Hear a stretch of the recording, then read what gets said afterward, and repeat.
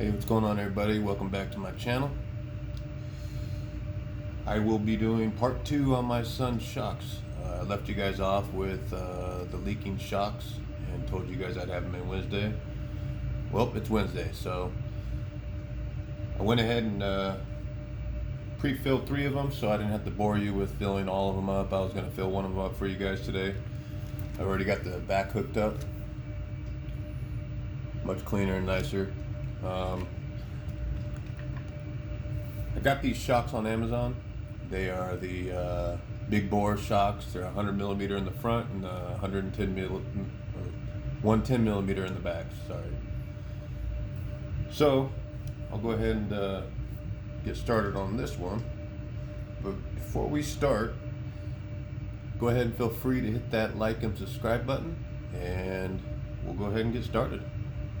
Alright, so first thing you want to do on all shocks is you want to grab the spring here, pull it up, and then find where that little slot is right here. I don't know if you can see that. It's kind of tight. There you go. And go ahead and push this out. Alright. There you go. So once that's off, take your spring off. And like I showed you last time, grab your tool right here. Which these tools right here, I got probably half a week ago. I think they work pretty good. They come in a pack like this. These are the Hobby Park 11-in-1 kit. I paid $36.99. Yeah, $36.99.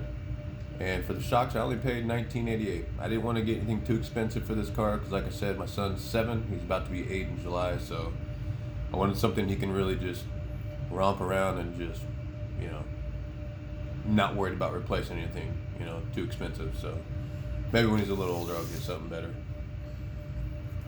All right, so like I said, get your tool, stick it in the hole right there.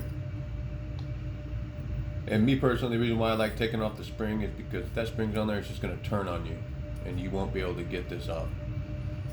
And if you do, well, I have trouble. So these usually come brand new with enough oil, well, shooting out at me, to keep it lubricated, you know. So fortunately, the only oil I got is the 100, so it still will work.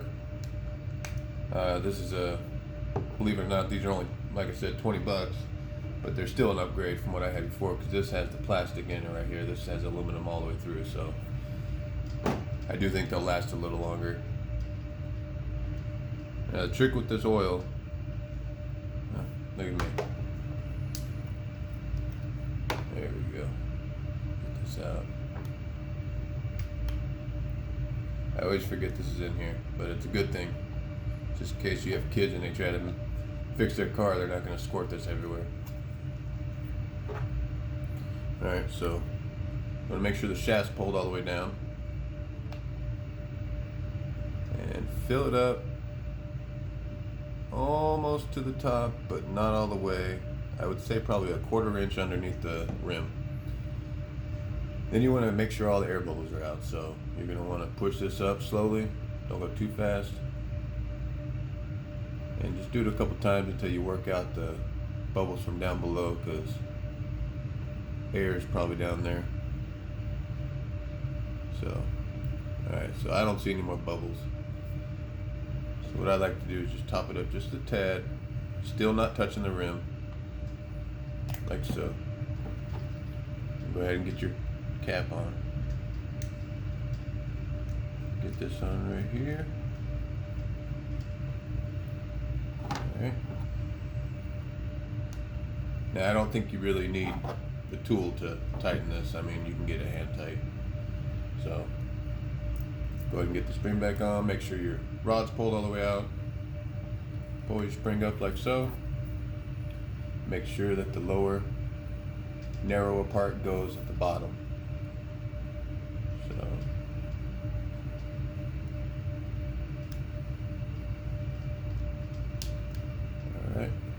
so.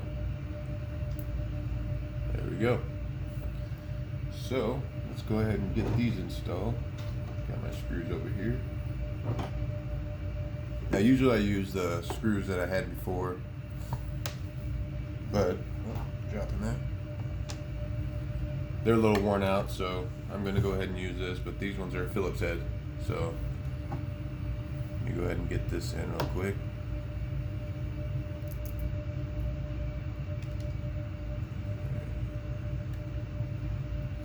Go through the bumper real quick.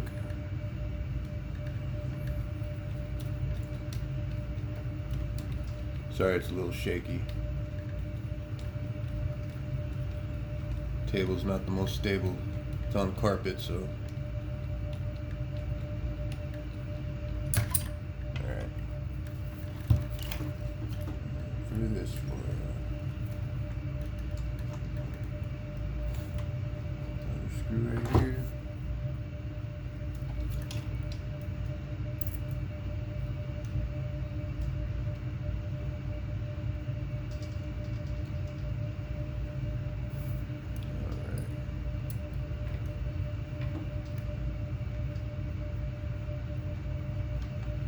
Now remember, for like these aluminum A-arms right here, they have so many screw-in areas for it to put the screw, and you just got to mess with the right height and what you like and prefer. So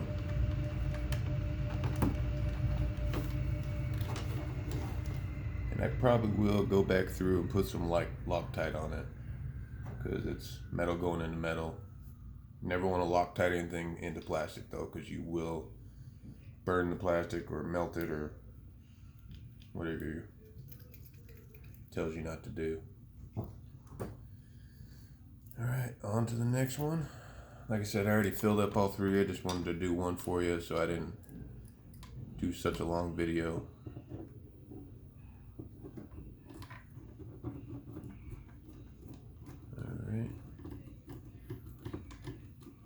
Yep. Hopefully I'll be getting some new street tires soon for my Rustler, because I'm itching to get back out there and do a speed run, but my 4x4 tires, they just keep ripping off the rim, so I kind of glued those back and left them alone so I could still just go off-roading with them. Otherwise I'm just going to ruin those as well.